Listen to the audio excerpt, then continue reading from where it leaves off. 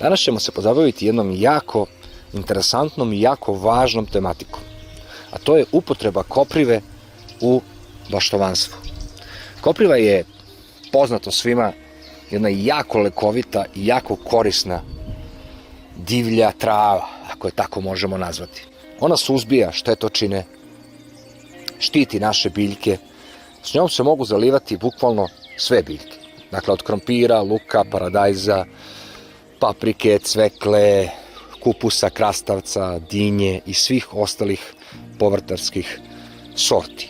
Naše biljke dok rastu, one prolaze kroz razne udare i napade raznih štetočina. Naprimjer, pogledajte krompir i te rupice na krompiru. Ja ne znam da li je to od zlatice ili nije. Vidite ove male skakavce, insekte, njih nikada nemojte terati. Evo ga skakavac, dakle, jer on jede štetočine. Kada biljke počnu da cvetaju, a u ovom slučaju krompir je počeo lagano da cveta, što se da videti, vreme je da oplemenimo naše biljke, da ih zaštitimo i da ih prehranimo koprivom. Sam proces pravljenja koprive je jako prost. Dakle, uzme se jedna količina vode, ubere se kopriva, što ću ja sada učiniti, i ostavi se da stoji u vodi. A ako stoji više dana, potrebno je, osjetit ćete onaj neprijetan miris koji ona stvara svojim raspadanjem. Što duže dana stoji, to ćete više morati vode da razblažite u tom sirupu, jer nije dobro zalivati biljke sa čistim, raspadnutim sirupom od koprive.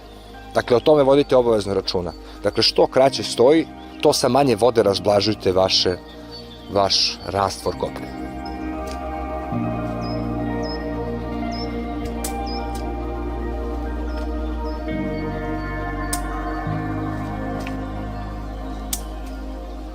Evo, ubrao sam ovoliku količinu koprive. Naravno, možete i više.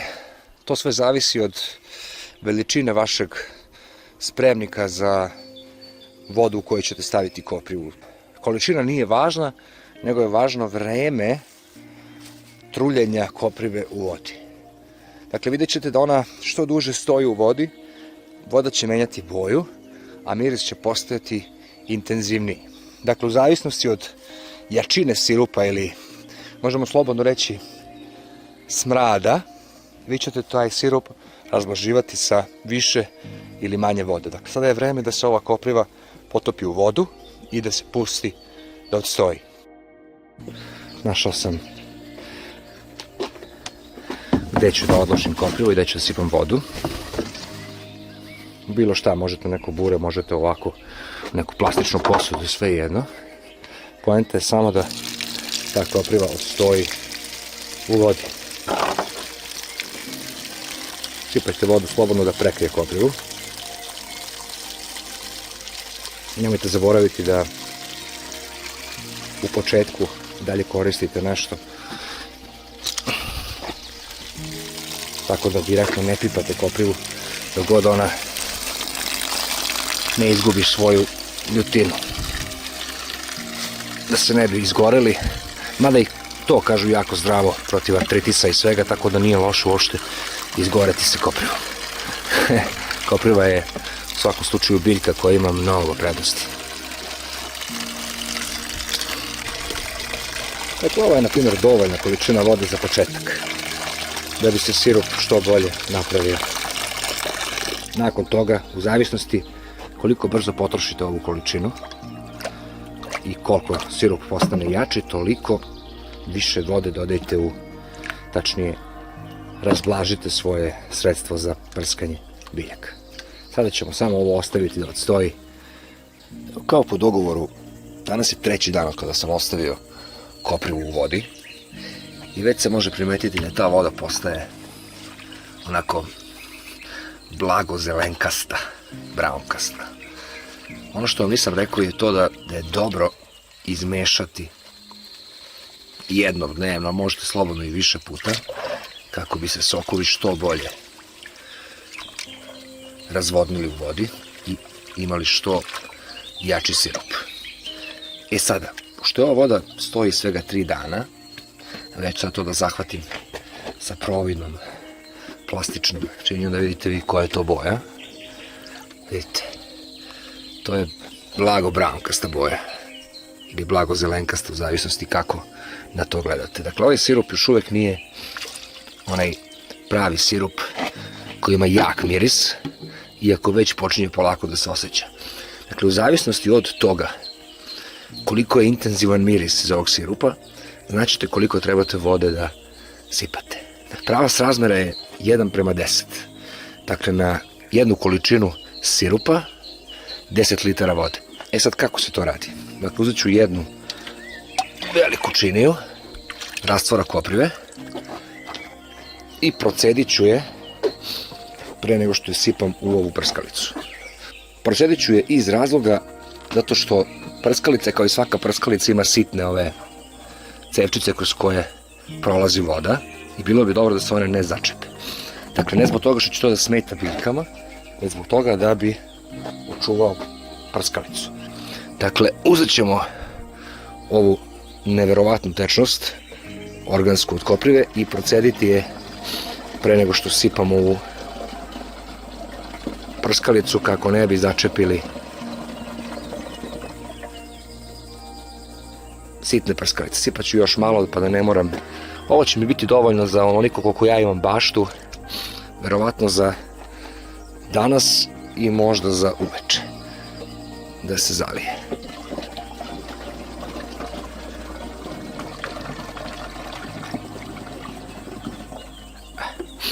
To je sad taj kao neki nivo, vidite, dokle to stiglo. Ja sam imao vodu unutra i sipat ću naravno još vode.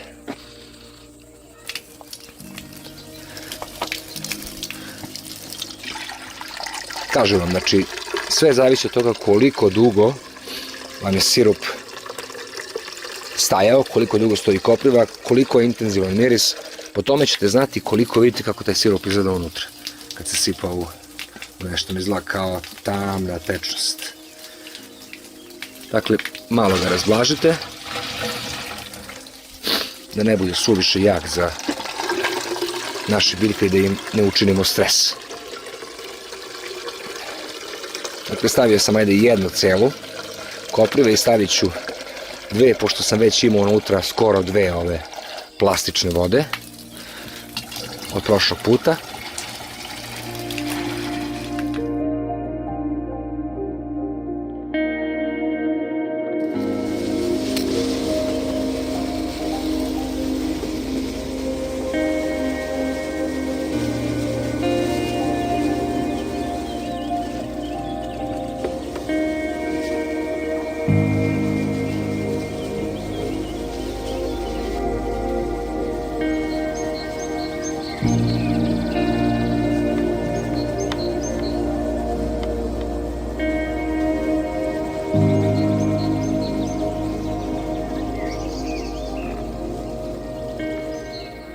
Dobra strana koprive je što kopriva, miris koprive tera životinje iz bašte. Dakle, kada životinje osete ovaj miris koprive, one neće da vam uđu u baštu i jedu vaše biljke, jer ih taj miris koprive ne privlači.